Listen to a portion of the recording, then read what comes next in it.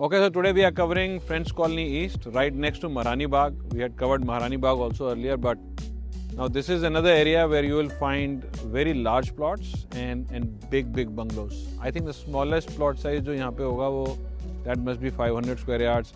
So there are some 400 also actually, but most of them are 1,000 or even 2,000, even very large plots, and the roads are very nice. If you see, इतनी बड़ी रोड यहाँ पर अब जैसे जिस इंटरसेक्शन पे हम खड़े हैं वो बड़ा अमेजिंग है क्योंकि एक साइड एक पार्क है which is very beautiful and then the other side is another park which is again very beautiful and then we have this wide roads on all the three sides you no.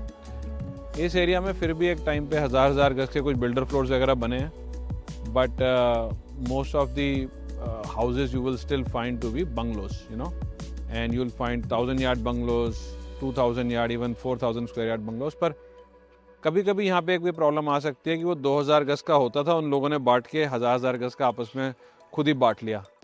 अगर वो खुद ही बांट लिया वाली बात है तो शायद उसका नक्शा पास कराना कल को प्रॉब्लम हो. तो वो एक चीज़ होती है जो यहाँ पे कभी कभी चेक करनी पड़ती है while buying a bungalow. But otherwise, all in all, it's a beautiful colony. I mean, the roads are so good. It's like you're walking in the Lodi Garden or something. It's very good. Tree-lined streets hain.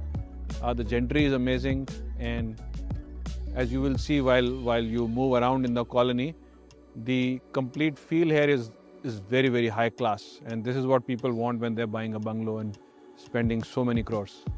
I hope you enjoy.